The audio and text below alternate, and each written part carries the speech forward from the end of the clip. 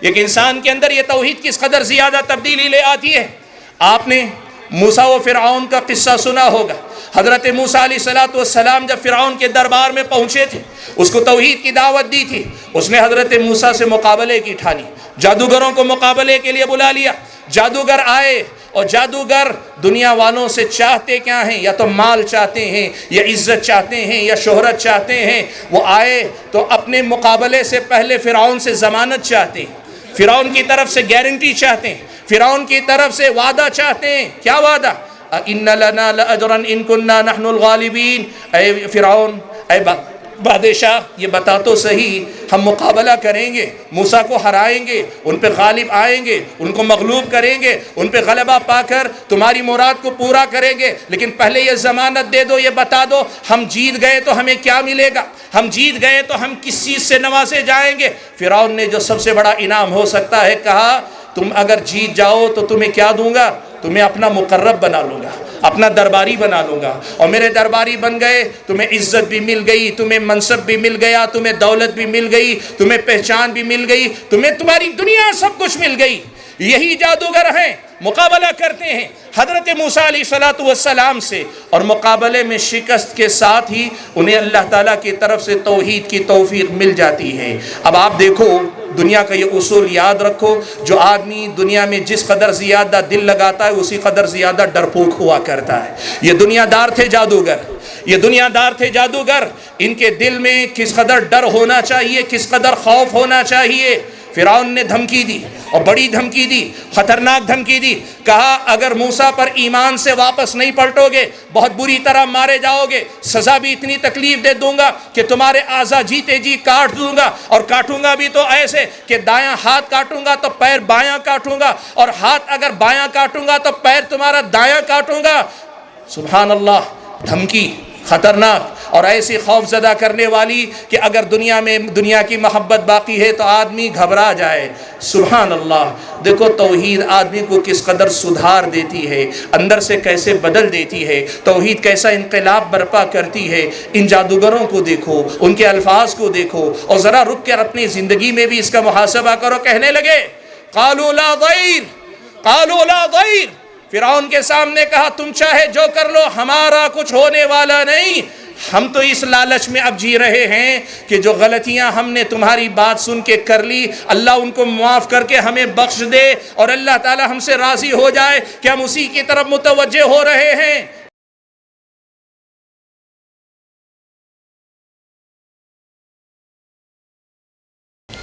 الحمدللہ رب العالمین، والصلاة والسلام على اشرف الانبیاء والمرسلین وعلى آلہ واصحابہ اجمعین ومن تبعهم بإحسان الى یوم الدین۔ یا ایہا الذین آمنوا اتقوا اللہ حق تقاته ولا تموتن الا وانتم مسلمون۔ یا ایہا الناس اتقوا ربکم الذی خلقکم من نفس واحدہ وخلق منها زوجها وبث منهما رجالا كثيرا ونساء واتقوا الله الذي تساءلون به والأرحام إن الله كان عليكم رقيبا۔ يا أيها الذين آمنوا اتقوا الله وقولوا قولا سديدا يصلح لكم أعمالكم ويغفر لكم ذنوبكم ومن يطع الله ورسوله فقد فاز فوزا عظيما۔ أما بعد، فأعوذ بالله من الشيطان الرجيم، بسم الله الرحمن الرحيم۔ الذين آمنوا ولم يلبسوا إيمانهم بظلم أولئك لهم الأمن وهم مهتدون۔ ذی وقار صدر محترم، ذمہ داران جماعت و جمعیت، معزز علماء کرام، بزرگوں، نوجوان بھائیوں اور پردہ نشین خواتین اسلام، میرے لیے بڑی ہی مسرت اور شادمانی کا موقع ہے کہ میں ایک لمبے وقفے کے بعد آپ حضرات و خواتین کے درمیان حاضر ہونے کا شرف حاصل کر رہا ہوں۔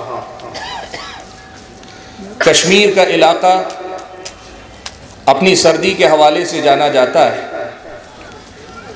لیکن میری ہر زیارت اور ہر آمد میں نے آپ کی طرف سے ہمیشہ گرم جوش محبت ہی کو مہمان نوازی کے سب سے نمایاں پہلو کے طور پہ پایا ہے۔ آپ بھائیوں کی محبتیں اور آپ ذمہ داران کی عنایتیں اتنی ہیں کہ دل یہ کرتا ہے کہ آپ کی ہر دعوت کو قبول کیا جائے۔ آپ میں سے بہت سارے بھائی انفرادی طور پر بھی دعوت دیتے ہیں، لیکن کچھ تو مجبوری ہوگی، یوں ہی کوئی بے سبب بے وفا نہیں ہوتا۔ اللہ کی مرضی کہ اللہ تعالیٰ نے ایک وقفے کے بعد حاضر ہونے کا موقع دیا۔ میں اس موقع پر ان تمام کا شکریہ ادا کرتا ہوں، ان ذمہ داران کا، ان بھائیوں کا جنہوں نے مجھے اس موقع پر یاد کیا، اور دعا کرتا ہوں کہ اللہ تعالیٰ ہماری یہ محبتیں اس کی خاطر تادم حیات قائم و دائم رکھے، اور روز قیامت ہم اور آپ کو ایک ساتھ اکٹھا فرمائے، عرش کے سائے تلے بھی اور جنت میں بھی، آمین۔ حاضرین گرامی قدر، مختصر سے وقت میں ایک بڑے ہی اہم عنوان پر مجھے گفتگو کرنی ہے۔ میرے سامنے عنوان ہے اصلاح امت میں تعلق باللہ کا کردار۔ بھائیو، تعلق باللہ جسے کہتے ہیں وہ توحید کے کمال کا درجہ ہے۔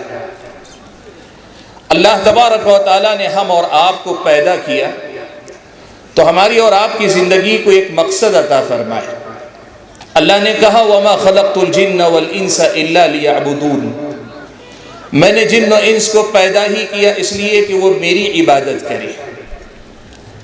اللہ کی عبادت میری اور آپ کی زندگی کا مقصد ہے، اور آج جب ہم معاشرے کے بگاڑ کو سامنے رکھ کر اصلاح امت کی بات کر رہے ہیں تو مجھے اس بنیادی نقطے کو آپ کے سامنے رکھنا ہے کہ اس مقصد زندگی سے ہم جس قدر زیادہ گہری وابستگی رکھیں گے، اللہ کی توحید میرے اور آپ کے اندر جس قدر پختہ ہوگی، اس کی جڑیں جس قدر اندر ہمارے اتریں گی، ہمارا اور آپ کا رشتہ اور تعلق اللہ تبارک و تعالیٰ سے گہرا جس قدر ہوگا، اسی قدر زیادہ ہماری اور آپ کی اصلاح اور سماج کی اصلاح کا یہ مشن کامیابی سے ہمکنار ہوگا۔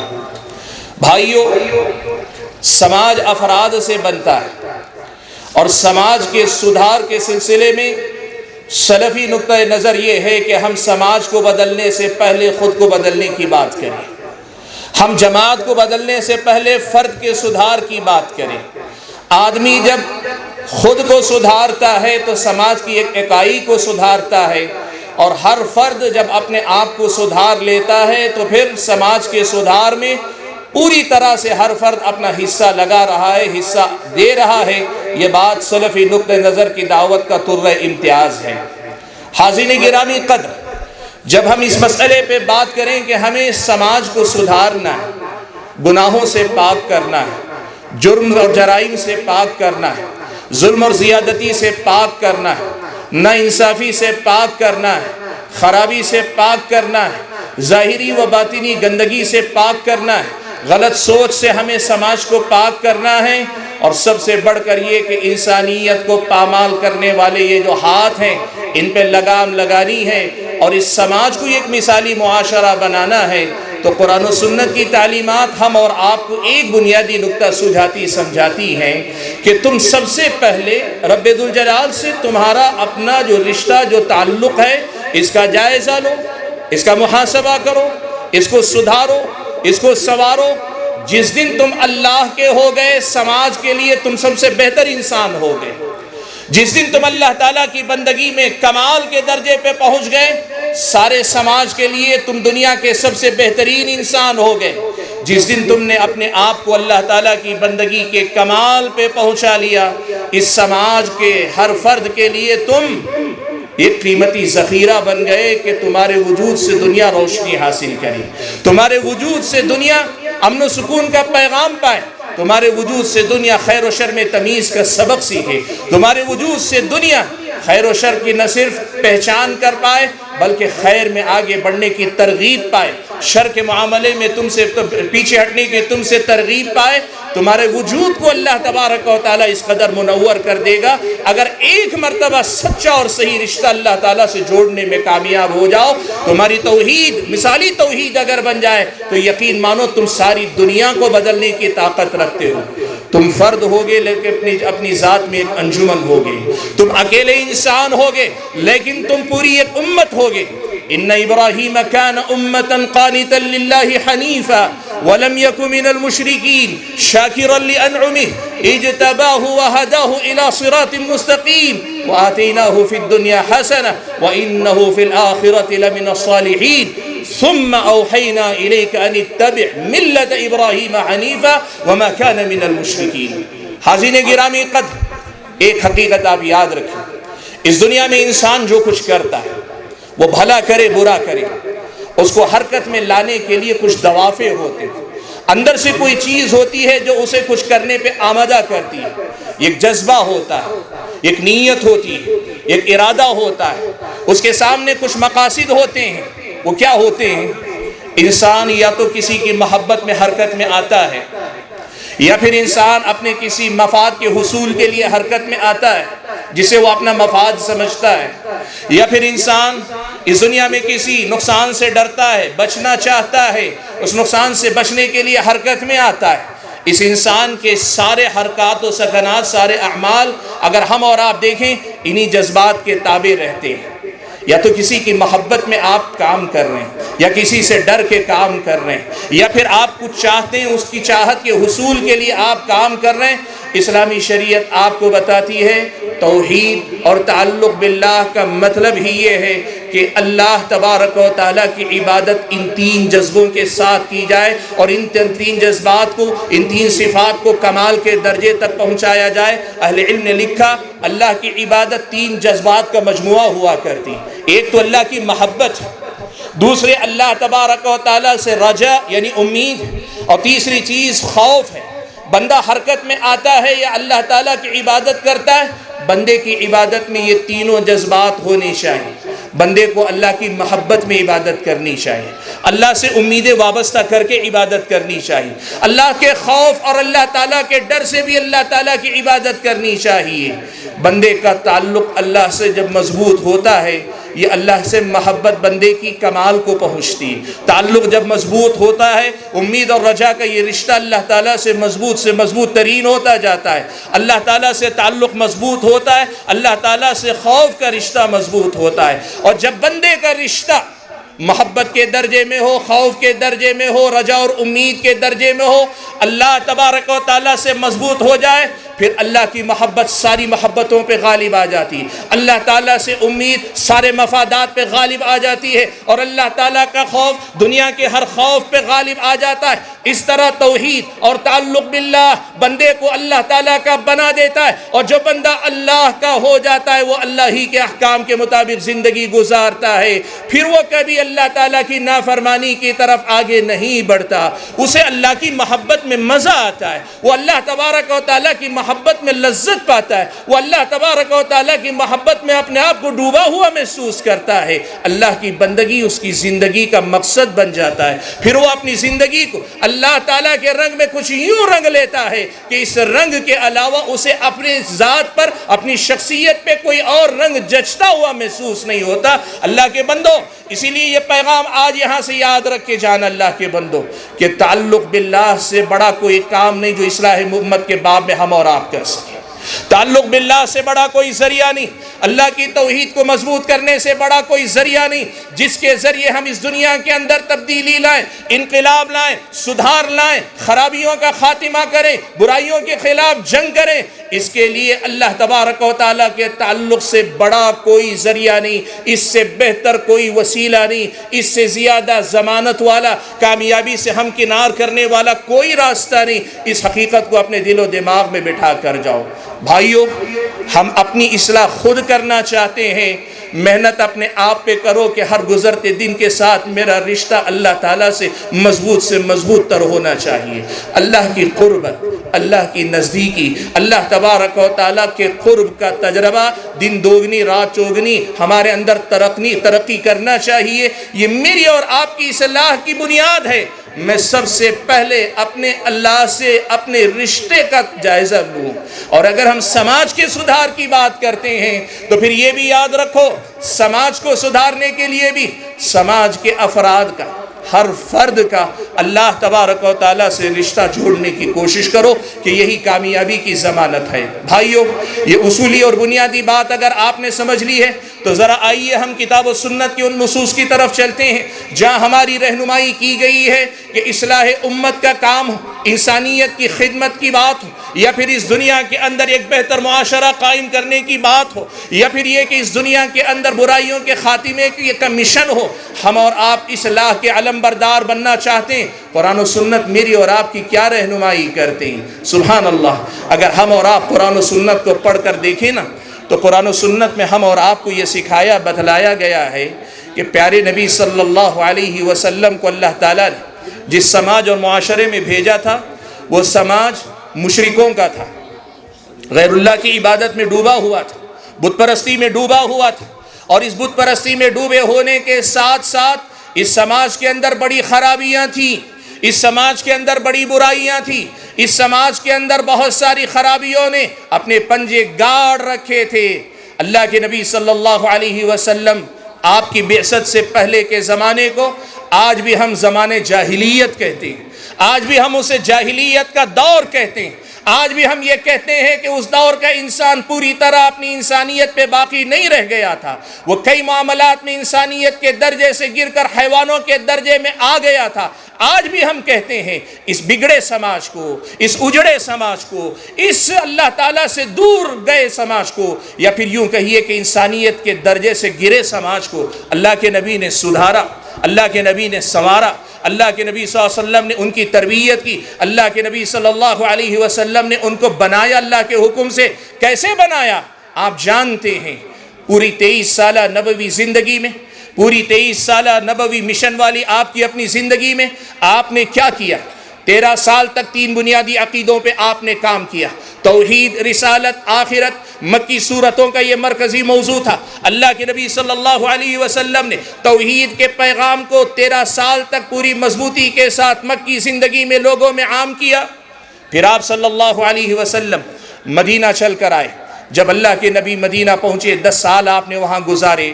عام طور پر اہل علم یہ بات کہا کرتے ہیں یہاں احکام، شریعت، عبادات، اخلاق، سیاست، معاملات، کردار، یہ ساری تعلیمات اسلامی شریعت کی مدینے میں نازل ہوئی.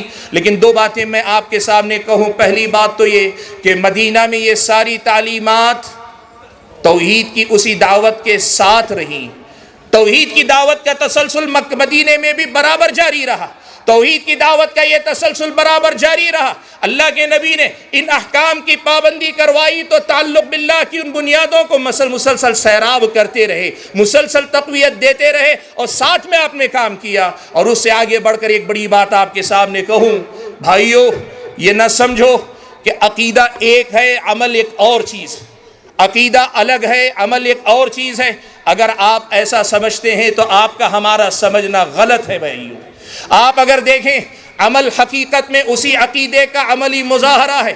عقیدہ اسی عقیدے توحید، اسی تعلق باللہ کی تصویر ہے. بندے کا عقیدہ اس کے عمل میں نظر آتا ہے. بندے کا اللہ تعالیٰ سے رشتہ اس کے عمل میں جھلکتا ہے. بندے کا اس کے رب سے رشتہ اس کے اپنے عمل میں نظر آنا چاہیے. یہی اسلامی شریعت کی تعلیم ہے. اور اگر آپ اس نقطے کو سمجھ پا رہے ہیں تو پھر یوں سمجھیے مدینے کی 10 سالہ زندگی بھی اللہ کے نبی نے تعلق باللہ اور توحید کی مضبوطی پر ہی اللہ کے نبی نے کام کیا. آپ دیکھو صحیح بخاری و مسلم کی ایک حدیث صرف آپ کے سامنے پیش کروں. اللہ کے نبی نے کیا فرمایا؟ اللہ کے نبی گنا رہے ہیں وہ اعمال جو اخلاق کے باب سے ہیں، جو لوگوں کے عملی احکام سے متعلق تعلیمات، لیکن اس کا سیاق دیکھو، اس کو بتانے کا اسلوب دیکھو. اللہ کے نبی نے فرمایا، حضرت ابو ہریرہ رضی اللہ تعالیٰ عنہ راوی ہیں، اللہ کے نبی نے فرمایا من کان یؤمن باللہ والیوم الآخر فلیقل خیرا او لیصمت ومن کان یؤمن باللہ والیوم الآخر فلیکرم جارہ ومن کان یؤمن باللہ والیوم الآخر فلیکرم ضیفہ. اللہ کے نبی صلی اللہ علیہ وسلم بولو تو اچھا بولو یا خاموش رہو، مہمان کی عزت کرو، اپنے پڑوسی کی تکریم کرو، یہ وہ تعلیمات ہیں جنہیں ہم اخلاقی تعلیمات کہتے ہیں۔ لیکن اللہ کے نبی اخلاقی تعلیمات کو سمجھانے کے لیے حوالہ دے رہے ہیں ایمان باللہ کا، تعلق باللہ کا، کہ جو اللہ اور آخرت کے دن پر ایمان رکھتا ہو اس کو چاہیے کہ بولے تو اچھا بولے، اس کو چاہیے کہ اپنے مہمان کی تکریم کرے، اس کو چاہیے کہ اپنے پڑوسی کی عزت کرے۔ اور دوسری روایت میں الفاظ یوں بھی آئے، من کان یؤمن باللہ والیوم الآخر فلا یؤذی جارہ، جو اللہ اور اس کے اللہ پر اور آخرت کے دن پہ ایمان رکھتا ہو وہ اپنے پڑوسی کو تکلیف نہ دے۔ مطلب کیا ہوا؟ یہ خوبیاں آئیں گی اس وقت جب بندے کا تعلق باللہ مضبوط ہوگا، یہ خوبیاں بندے کے اندر آئیں گی اس وقت جب بندے کی توحید مضبوط ہوگی۔ اللہ کے بندو، پیارے نبی صلی اللہ علیہ وسلم نے اسی توحید کو، اسی تعلق باللہ کو اپنی دعوت کا مرکز اور محور بنا کر آپ نے کام کیا تو اس کی برکت کیا نظر آئی معلوم ہے آپ کو؟ شاعر نے کہا، خود نہ تھے جو راہ پر اوروں کے ہادی بن گئے، خود نہ تھے جو راہ پر اوروں کے ہادی بن گئے، کیا نظر تھی جس نے مردوں کو مسیحا کر دیا۔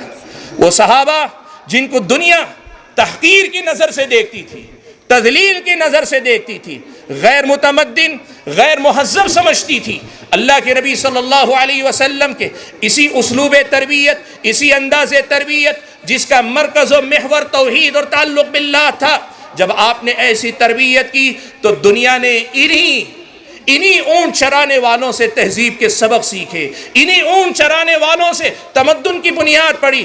ایک ایسا تمدن کے 1450 سال گزر جانے کے بعد آج بھی انصاف پسند لوگ گواہی دیں گے کہ اس سے بہتر تمدن اور تہذیب کی بنیاد شاید دنیا کو مل پائے۔ حاضرین گرامی قدر، میں آپ کے سامنے جو بات واضح کرنا چاہ رہا ہوں وہ یہ کہ بھائیو، تعلق باللہ اللہ تعالیٰ کا بہت بڑا سرمایہ، بہت بڑی دولت، یہ اللہ کی توحید ہی ہے کہ جس سے اصل میں حقیقی تبدیلی میرے اور آپ کے اندر آئے گی۔ میرے اور آپ کے ظاہر سے پہلے میرے اور آپ کے باطن میں تبدیلی آئے گی، میرے اور آپ کے ظاہر کے سنورنے سے پہلے میرے اور آپ کے باطن کے اندر وہ انقلاب بپا ہوگا جو آگے چل کر ساری دنیا کو انسانیت کے اعلیٰ درجے پہ لے جانے، اللہ کی بندگی کے کمال تک لے جانے والا کارنامہ انجام دے گا۔ حاضرین گرامی قدر، آپ اگر پڑھ کر دیکھیں قرآن میں اللہ تعالیٰ نے یہ بات ہمیں جا بجا بیان فرمائی ہے۔ قومیں ہم سے پہلے بہت ساری ہوئی، حضرت نوح علیہ السلام کی قوم عاد، اس کے بعد قوم سمود، اس کے بعد بنی اسرائیل، موسیٰ و عیسیٰ علیہ السلام، بنی اسرائیل میں حضرت شعیب۔ آپ ان تمام انبیاء کے واقعات کو قرآن میں پڑھتے ہیں، آپ یہ بات جانتے ہیں ہر قوم کے بگاڑ کا انداز جدا گانا تھا۔ قوم لوط بد اخلاقی میں کم میں مبتلا تھی، قوم شعیب ناپتول میں کمی کا شکار تھی، قوم سمود وہ اپنی طاقت کے بل پہ اکڑنے والی تھی، قوم نوح طبقاتی امتیاز کی دعوت پر بات کرنے والی تھی۔ یہ ساری قومیں طرح طرح کی برائیوں میں ڈوبی ہوئی تھی، لیکن اللہ نے ان کی اصلاح کا پیغام جن انبیاء کو دے کر بھیجا، ان تمام انبیاء کو اللہ تعالیٰ نے کن بنیادوں پہ کام کرنے کو کہا؟ اللہ نے فرمایا وَمَا أَرْسَلْنَا مِن قَبْلِكَ مِن رَسُولٍ إِلَّا نُوحِي إِلَيْهِ أَنَّهُ لَا إِلَهَ إِلَّا أَنَا فَاعْبُدُونِ۔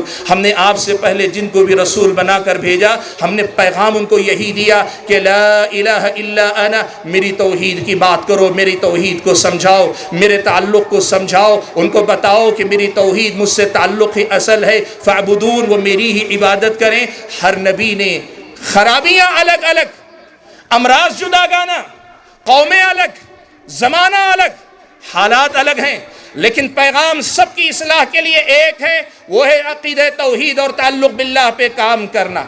آپ سورہ شعراء پڑھ کر دیکھیں، سورہ شعراء میں اللہ تعالیٰ نے ایک ایک رکوع میں ایک ایک نبی کے واقعے کو بیان کیا۔ ہر نبی کے واقعے کا آغاز اللہ نے کیا تو ہر نبی کی زبانی یہ دعوت اللہ نے سنائی، فاتقوا اللہ واطیعون، فاتقوا اللہ واطیعون، فاتقوا اللہ واطیعون، اللہ سے ڈرو، اللہ کا تقوی اختیار کرو اور میری اطاعت و فرما برداری کرو۔ خرابی چاہے کوئی ہو، بیماری چاہے جو ہو، آدمی کے اندر بگاڑ چاہے جس قسم کا آئے، علاج کی ابتدا اور انتہا اسی تعلق باللہ اور توحید پر ہونی چاہیے۔ اسی سے ابتدا ہو، اسی پہ انتہا ہو، یہی علاج ہے جو اللہ تعالیٰ نے تمام امتوں کو دیا۔ آپ دیکھو ایک انسان کے اندر یہ توحید کس قدر زیادہ تبدیلی لے آتی ہے۔ آپ نے موسیٰ و فرعون کا قصہ سنا ہوگا۔ حضرت موسیٰ علیہ السلام جب فرعون کے دربار میں پہنچے تھے، اس کو توحید کی دعوت دی تھی، اس نے حضرت موسیٰ سے مقابلے کی ٹھانی، جادوگروں کو مقابلے کے لیے بلا لیا۔ جادوگر آئے، اور جادوگر دنیا والوں سے چاہتے کیا ہیں؟ یا تو مال چاہتے ہیں، یا عزت چاہتے ہیں، یا شہرت چاہتے ہیں۔ وہ آئے تو اپنے مقابلے سے پہلے فرعون سے ضمانت چاہتے ہیں، فرعون کی طرف سے گارنٹی چاہتے ہیں، فرعون کی طرف سے وعدہ چاہتے ہیں۔ کیا وعدہ؟ ان لنا لاجرا ان كنا نحن الغالبین۔ اے فرعون، اے بادشاہ، یہ بتا تو صحیح، ہم مقابلہ کریں گے، موسیٰ کو ہرائیں گے، ان پہ غالب آئیں گے، ان کو مغلوب کریں گے، ان پہ غلبہ پا کر تمہاری مراد کو پورا کریں گے، لیکن پہلے یہ ضمانت دے دو، یہ بتا دو ہم جیت گئے تو ہمیں کیا ملے گا، ہم جیت گئے تو ہم کس چیز سے نوازے جائیں گے۔ فرعون نے جو سب سے بڑا انعام ہو سکتا ہے کہا، تم اگر جیت جاؤ تو تمہیں کیا دوں گا؟ تمہیں اپنا مقرب بنا لوں گا، اپنا درباری بنا لوں گا، اور میرے درباری بن گئے، تمہیں عزت بھی مل گئی، تمہیں منصب بھی مل گیا، تمہیں دولت بھی مل گئی، تمہیں پہچان بھی مل گئی، تمہیں تمہاری دنیا سب کچھ مل گئی۔ یہی جادوگر ہیں، مقابلہ کرتے ہیں حضرت موسیٰ علیہ السلام سے، اور مقابلے میں شکست کے ساتھ ہی انہیں اللہ تعالیٰ کی طرف سے توحید کی توفیق مل جاتی ہے۔ اب آپ دیکھو، دنیا کا یہ اصول یاد رکھو، جو آدمی دنیا میں جس قدر زیادہ دل لگاتا ہے اسی قدر زیادہ ڈرپوک ہوا کرتا ہے۔ یہ دنیا دار تھے جادوگر، یہ دنیا دار تھے جادوگر، ان کے دل میں کس قدر ڈر ہونا چاہیے، کس قدر خوف ہونا چاہیے۔ فرعون نے دھمکی دی، اور بڑی دھمکی دی، خطرناک دھمکی دی، کہا اگر موسیٰ پر ایمان سے واپس نہیں پلٹو گے بہت بری طرح مارے جاؤ گے، سزا بھی اتنی تکلیف دے دوں گا کہ تمہارے اعضا جیتے جی کاٹ دوں گا، اور کاٹوں گا بھی تو ایسے کہ دایاں ہاتھ کاٹوں گا تو پیر بایاں کاٹوں گا، اور ہاتھ اگر بایاں کاٹوں گا تو پیر تمہارا دایاں کاٹوں گا۔ سبحان اللہ، دھمکی خطرناک اور ایسی خوف زدہ کرنے والی کہ اگر دنیا میں دنیا کی محبت باقی ہے تو آدمی گھبرا جائے۔ سبحان اللہ، دیکھو توحید آدمی کو کس قدر سدھار دیتی ہے، اندر سے کیسے بدل دیتی ہے، توحید کیسا انقلاب برپا کرتی ہے۔ ان جادوگروں کو دیکھو، ان کے الفاظ کو دیکھو، اور ذرا رک کر اپنی زندگی میں بھی اس کا محاسبہ کرو۔ کہنے لگے قالوا لا ضیر، قالوا لا ضیر، فرعون کے سامنے کہا تم چاہے جو کر لو، ہمارا کچھ ہونے والا نہیں۔ ہم تو اس لالچ میں اب جی رہے ہیں کہ جو غلطیاں ہم نے تمہاری بات سن کے کر لی، اللہ ان کو معاف کر کے ہمیں بخش دے، اور اللہ تعالی ہم سے راضی ہو جائے کہ ہم اسی کی طرف متوجہ ہو رہے ہیں۔ بھائیو، ایک لمحہ پہلے دنیا کی محبت جن کے دل میں اس قدر اندر تک رچی بسی ہوئی تھی، دوسرے ہی لمحے اس قدر زیادہ بے نیازی، اس قدر زیادہ بے خوف ہو جانا۔ یہ تبدیلی کہاں سے آتی ہے؟ تعلق باللہ سے آتی ہے، توحید خالص سے آتی ہے۔ اسی لیے اللہ تعالیٰ کے بندو، لوگوں میں کام کرو تو اسی دعوت پر کام کرو کہ لوگوں کے عمل کی اصلاح ہونی چاہیے۔ حاضرین گرامی قدر، بات کو میں آگے بڑھا لے جاؤں تو آپ کے سامنے ایک بڑی اہم بات اور رکھنا چاہتا ہوں۔ آج اللہ کا فضل و کرم ہے، امت کے اندر جماعتوں کی، تنظیموں کی، تحریکوں کی کمی نہیں ہے، اور اگر ملکی سطح پہ آپ چھوڑ دیں، علاقائی سطح پر چھوٹی چھوٹی جماعتوں تنظیموں کی بھی بات کریں، بلا مبالغہ اس ملک میں امت کی اصلاح کی فکر میں کام کرنے والے بہت سارے ہیں۔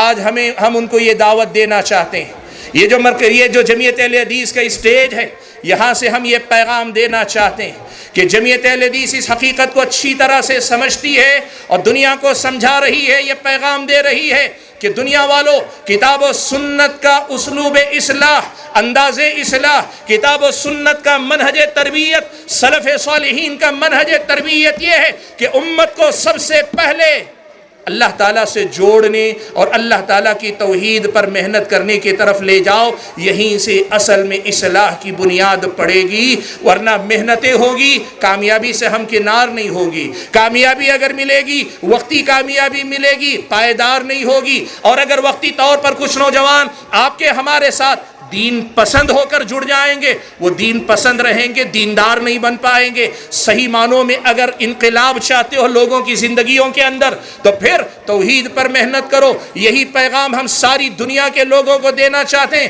کہ اس پر اصل میں کام کرنے کی ضرورت ہے، اس پر اصل میں کام کرنے کی ضرورت ہے۔ دیکھو کتنا لطیف سا اشارہ حدیث قدسی میں، کتنی پیاری بات اللہ کے نبی نے اللہ تبارک و تعالیٰ کے حوالے سے نقل کی۔ صحیح مسلم کی روایت، اللہ کے نبی صلی اللہ علیہ وسلم فرماتے ہیں کہ اللہ نے فرمایا یا عبادی कुल्लुकुम ضال इल्ला मन हदैतुहु फस्तहदूनी अहदिकुम। ऐ मेरे बंदो, तुम सब के सब गुमराह हो सिवाय उसके जिसको मैं हिदायत दूं। अब तुम्हें करना क्या है? तुम मुझसे हिदायत तलब करो, मैं तुम्हें हिदायत दूंगा। अल्लाह के बंदो, जब अल्लाह से ताल्लुक़ ही नहीं होगा तो बंदे अल्लाह से हिदायत के तलबगार कब होंगे? और जब अल्लाह ताला से हिदायत के तलबगार नहीं होंगे तो फिर इनको ज़लालत और गुमराही से निकलना कैसे नसीब होगा? अल्लाह के बंदो, इस हकीकत को समझा करो कि अल्लाह ताला से ताल्लुक़ पर मेहनत करना ये असल में उम्मत की इस्लाह का मरकज़ और महवर है।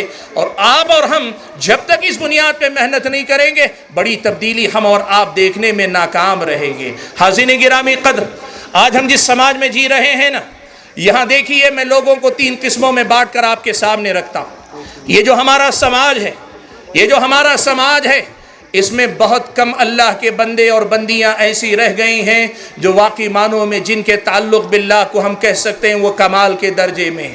अल्लाह का फज़ल व करम है, उम्मत खैर से खाली नहीं थी, खैर से कभी खाली होगी भी नहीं। ये खैर उम्मत है, उम्मत का खैर बाकी रहेगा उम्मत के साथ, और उम्मत का एक तबका ज़रूर रहेगा। लेकिन उनसे हटकर आम लोगों की अगर बात करें, 3 किस्म के लोग हमें मिलेंगे।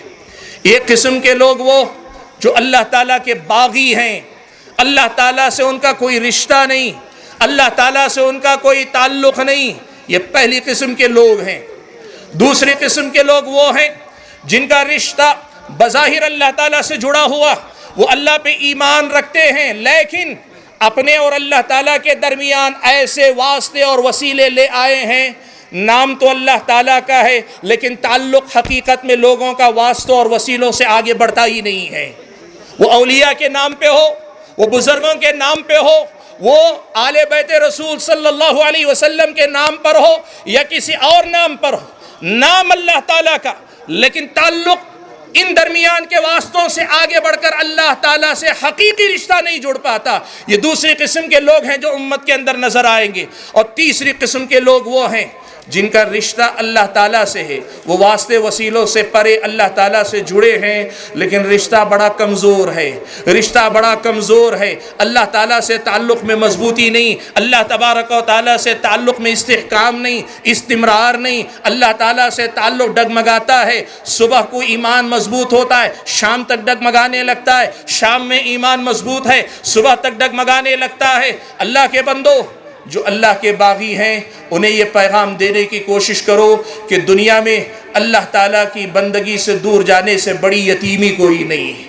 एक यतीम बच्चा जिस कदर ज़ियादा काबिल रहम हालत में होता है, उससे ज़ियादा काबिल रहम हालत में वो इंसान है, पैदा किया हुआ है, लेकिन अल्लाह ताला की बंदगी से उसका कोई रिश्ता नहीं है। उससे ज़ियादा काबिल रहम इस दुनिया के अंदर शायद ही कोई हो जो अल्लाह ताला से बगावत की ज़िंदगी जी रहा है।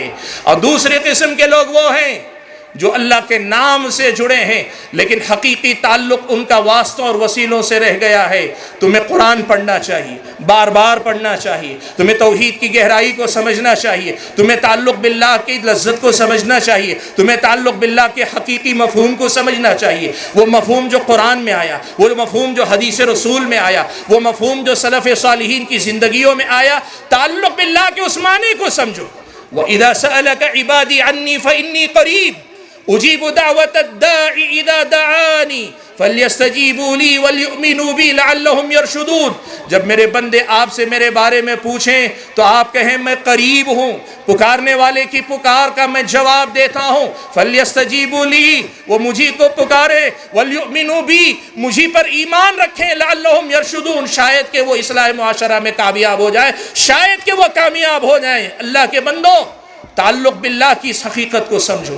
और रहे हमारे वो भाई और बहनें जो अल्लाह के फضل व करम से इन दोनों जराइम या गलतियों से पाक हैं, लेकिन अल्लाह से ताल्लुक़ नाम का है, बड़ा कमज़ोर सा है। मोहब्बत है लेकिन मोहब्बत कमज़ोर है, डर है लेकिन डर के अंदर खलल है, अल्लाह से उम्मीदें हैं लेकिन दुनिया से भी उम्मीदें जोड़ कर रखे हैं। बेअमली, कम अमली, गुनाहों वाली ज़िंदगी में हम और आप जी रहे हैं। अल्लाह के बंदो, अल्लाह की मोहब्बत की एक लज्जत है, अल्लाह से ताल्लुक़ का एक मज़ा, अल्लाह से रिश्ता मजबूत करने का एक बहुत ही बड़ा इस दुनिया के अंदर मज़ा है جسے چکھنے کے لیے ہم اور آپ کو اپنے آپ پہ محنت کرنی پڑے گی۔ وقت اجازت نہیں دیتا کہ میں آپ کے سامنے تعلق باللہ کے حوالے سے بہت زیادہ باتیں کروں، لیکن آپ کے سامنے دو بنیادی حدیثیں ذکر کر دیتا ہوں۔ ان دو حدیثوں کو آپ سنو۔ پیارے نبی صلی اللہ علیہ وسلم کے پاس ایک صحابی آئے، کہنے لگے اللہ کے نبی ان شرائع الاسلام قد کثرت علی، اللہ کے نبی یہ جو شریعت کے احکام ہیں، مسائل ہیں، تعلیمات ہیں، ہدایت ہیں، یہ بہت زیادہ ہو گئی ہیں۔ یعنی یوں سمجھیے وہ یہ کہنا چاہ رہے ہیں ایک پکڑتا ہوں تو دوسری ہاتھ سے نکل جاتی ہے، ایک پہ توجہ دیتا ہوں تو دوسری چھوٹ جاتی ہے۔ اللہ کے نبی دلنی علی امر اتشبث بہ، اللہ کے نبی کوئی ایک ایسی جامع تعلیم بتا دیجئے میں اس کو لازم پکڑ لوں تو ان تمام خیرات کا جامع وہ بن جائے، میری اپنی زندگی میں میں ہر طرح کے خیر کا مستحق ہو جاؤں۔ اللہ کے نبی نے فرمایا لا یزال لسانک رطبا من ذکر اللہ، تم اس بات کا خیال رکھو کہ تمہاری زبان اللہ کے ذکر سے ہمیشہ تر رہنی چاہیے، تمہاری زبان اللہ تعالیٰ کے ذکر سے ہمیشہ تر رہنی چاہیے۔ اور اللہ کے نبی کے بارے میں صحابی نے خود یہ بات ارشاد فرمائی، کان رسول اللہ صلی اللہ علیہ وسلم یذکر اللہ فی کل احیانہ، اللہ کے نبی ہر وقت اللہ تبارک و تعالیٰ کا ذکر کیا کرتے تھے۔ بھائیو یہ ذکر صرف الفاظ کی تکرار کا نام نہیں، یہ ذکر صرف اپنی زبان سے کچھ الفاظ کے ادا کرنے کا نام نہیں، یہ ذکر اللہ کی یاد ہے، یہ ذکر اللہ سے تعلق ہے۔ ہر بار جب بھی ہم ذکر کرتے ہیں اللہ سے تعلق کی تجدید کرتے ہیں، اللہ سے تعلق کو اور زیادہ تقویت دیتے ہیں۔ ہمارا اور آپ کا ذکر اللہ تبارک و تعالیٰ سے ہمارے رشتے کو مضبوطی عطا کرتا ہے، اور ہر ذکر کے ساتھ ہم اللہ تعالیٰ سے چند قدم اور قریب ہوتے ہیں، اللہ سے اور نزدیک ہوتے ہیں۔ اللہ کے بندو ذکر میں ہماری نماز بھی، قرآن کی تلاوت بھی، مختلف مناسبتوں سے سکھائے گئے اذکار بھی، صبح شام کے اذکار بھی، اور اس کے ساتھ ساتھ مقید نہیں مطلق ذکر جو کسی وقت کا پابند نہیں، چلتے پھرتے سبحان اللہ، الحمدللہ، اللہ اکبر، استغفر اللہ، لا الہ الا اللہ، لا حول ولا قوت الا باللہ، یہ جو چلتے پھرتے ذکر ہے۔ اللہ کے بندو توحید خالص کا کمال یہ ہے کہ بندہ اللہ کی محبت میں، اللہ کی عبادت میں، اللہ کی بندگی میں کچھ اس قدر ڈوبتا چلا جاتا ہے کہ ڈوبتے ڈوبتے پھر اسے اللہ تبارک و تعالیٰ کے ذکر کے علاوہ دنیا میں کچھ بھی اچھا نہیں لگتا، اللہ کے ذکر کے علاوہ اسے دنیا میں کسی چیز میں دل نہیں لگتا۔ معاف کرنا، ہم اور آپ اپنے آپ کو اہل حدیث کہتے ہیں، اور شکر ہے اللہ کا کہ ہم ہیں، ایسا نہیں کہ نہیں، لیکن میرے بھائیوں ابھی ہماری توحید کو اس کمال کے درجے تک پہنچنا ہے جس درجے میں پہنچنے کے بعد ہم اللہ کے ذکر سے غافل نہ ہو۔ ابن قیم رحمۃ اللہ علیہ نے لکھا ہے کہ جو بندہ اللہ کے ذکر کا عادی ہو جاتا ہے وہ تھوڑی دیر کے لیے بھی اگر ذکر سے غافل ہوتا ہے تو اس کی کیفیت ایسی ہوتی ہے جیسے اس مچھلی کی جس مچھلی کو پانی سے نکال کے باہر ڈال دیا گیا ہو، وہ مسلسل تڑپتی رہتی ہے یہاں تک کہ یا تو اسے پانی میں دوبارہ ڈال دیا جائے جی اٹھتی ہے، یا پھر تڑپتے جان دیتی ہے۔ سبحان اللہ، میری اور آپ کی توحید کو وہ کمال کب نصیب ہوگا جہاں اللہ کے ذکر سے تھوڑی غفلت بھی ہم پہ اتنی شاق گزرے۔ اللہ معاف فرمائے ہمیں، ابھی بہت لمبا سفر باقی، عمل کا بڑا لمبا سفر باقی، اصلاح کا بڑا لمبا کام باقی ہے۔ ہم علماء اور عوام، ہم خواص، سب کو محنت کرنے کی ضرورت ہے۔ حقیقت یہ ہے کہ ہم نے ابھی اللہ تعالیٰ سے ویسا تعلق جوڑا نہیں جیسا تعلق اللہ تعالیٰ دیکھنا چاہتا ہے، اور جس دن ہمارا تعلق اللہ تعالیٰ سے ویسا جڑ جائے گا دنیا کی کوئی طاقت میرا اور آپ کا بال بھی باقا نہیں کر سکتی، یہ اللہ تعالیٰ کا وعدہ ہے۔ اِنَّا لَنَنْصُرُ رُسُلَنَا وَالَّذِينَ آمَنُوا فِي الْحَيَاةِ الدُّنْيَا وَيَوْمَ يَقُومُ الْأَشْهَادُ، اللہ کا وعدہ ہے اللہ رسولوں کی بھی مدد کرے گا، آخرت سے پہلے اس دنیا کے اندر ایمان والوں کی بھی مدد کرے گا۔ یہ جو ہاہاکار مچی ہوئی ہے، یہ جو مظلومیت کی شکایتیں ہیں، یہ دنیا میں بربادی کے جو فسانے ہیں، یہ دنیا میں ہم تاریخ کے سامنے جو مظلومیت کا رونا رو رہے ہیں، اس رونے سے تو زیادہ اچھا ہے اپنے آپ کو اللہ تعالیٰ کے سامنے لا کے گرا لو، اللہ کے سامنے لا کے جھکا لو، اپنے آپ کو اللہ تعالیٰ سے جوڑ لو، اللہ تعالیٰ کے سپرد ہو جاؤ، اپنے آپ کو اس کے حوالے کر دو، اور توکل کے اس کمال پہ پہنچ جاؤ جہاں ساری دنیا سے بے نیاز ہو جاؤ، اور یہ کہو اے اللہ ہم نے اپنے آپ کو تیرے حوالے کیا، اور تیرے حوالے کرنے کے بعد ہم مطمئن ہو گئے کہ نعم المولا و نعم النصیر، تو کیا ہی بہتر والی اور مولا ہے، اور تجھ سے بہتر کوئی معاون اور مددگار نہیں ہو سکتا۔ حاضرین گرامی قدر، بات کو مختصر کرتے ہوئے میں یہ بات آپ کے سامنے گنانا چاہوں گا، آپ اس بات کو کوئی ہوائی بات ہی نہ سمجھیں، وہ جو تنظیمیں جماعتیں کام کر رہے ہیں، خود ہماری اپنی جماعت اور جمعیت کو بھی سامنے رکھ کر میں کہوں، ان کو ماضی قریب کی شیخ الاسلام محمد بن عبد الوہاب رحمۃ اللہ علیہ، سعودی عرب کی جو موجودہ حکومت ہے، اس کی جو آج جو یہ ترقی ہے، ساری دنیا میں اس کی جو حیثیت ہے، آپ اسے تاریخ کی ایسی مثال کے طور پر اپنے سامنے رکھیں جہاں توحید پر محنت ہوئی، تعلق باللہ پہ محنت ہوئی، تو اللہ تعالیٰ نے نہ صرف یہ کہ معاشرے کو ان کے سدھار دیا، سنوار دیا، بلکہ دنیا کی ساری نعمتوں کا محور اور مرکز اللہ تعالیٰ نے ان کو بنایا ہے۔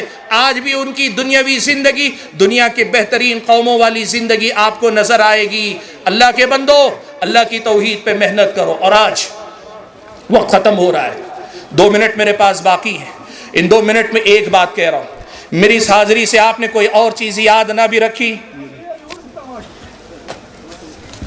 میری اپنی اس گفتگو، اس حاضری سے آپ نے کوئی اور بات یاد نہ رکھی، تو کم سے کم یہ 2 منٹ کی بڑی اہم بات آپ کو یاد رکھنی چاہیے۔ میری درخواست ہے جمعیت اہل حدیث جموں و کشمیر کے اہل علم اور ذمہ داروں سے کہ بھائیو، شرک کی تردید پہ ہم کام کرتے ہیں، توحید کا معنی و مطلب سمجھانے پہ ہم کام کرتے ہیں، یہ ہونا چاہیے کہ یہ بنیاد ہے۔ لیکن مجھ ناچیز کی ایک رائے، طالب علمانہ رائے آپ اہل علم کے سامنے رکھنا چاہتا ہوں کہ سچ تو یہ ہے کہ اللہ تعالیٰ کے سچے تعارف، اللہ تعالیٰ کی توحید اسماء و صفات پر ہم نے کما حقہ محنت نہیں کی۔ اللہ تعالیٰ کا تعارف کرواؤ، دنیا والوں کے سامنے اللہ تعالیٰ کا تعارف رکھو، اللہ کے اسماء حسنہ، اللہ تعالیٰ کی صفات علیہ، اور ان اسماء حسنہ کا ہماری اور آپ کی زندگیوں سے تعلق، ہماری اور آپ کی زندگی پر اس کے اثرات اتنا عظیم اور اتنا اہم موضوع ہے کہ بہت حد تک ہمارے سماج میں اس کی طرف سے غفلت پائی جاتی ہے۔ یقین مانو اللہ کے بندو، اللہ کی توحید اسماء و صفات میں اگر ہم ڈوبنے لگے نا، تو پھر اللہ سے ایسی محبت ہوگی کہ شرک سے خود بخود نفرت ہو جائے گی۔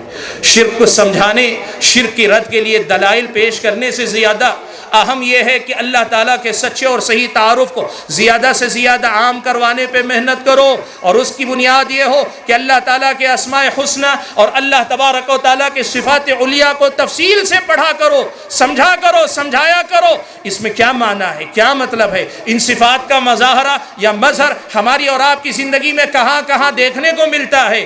یقین کرو اسماء و صفات کی باریکیاں، وہ جو اختلافی نوعیت کے مسائل، ان سے ہٹ کر تربوی ناحیے سے اگر اس پر ہم نے محنت کی، اللہ تعالیٰ سے تعلق مضبوط کرنے میں اتنا غیر معمولی اثر اس کا آپ کو اور ہم کو دیکھنے کو ملے گا کہ یہ تجربے ہی سے سمجھ میں آ سکتا ہے۔ حاضرین گرامی، میرا اپنا وقت ختم ہوا، میں اپنی بات ختم کرتے ہوئے اللہ تبارک و تعالیٰ سے دعا کرتا ہوں کہ اللہ تعالیٰ ہم اور آپ کو صحیح معنوں میں اس سے اپنا تعلق مضبوط کرنے کی توفیق عطا فرمائے۔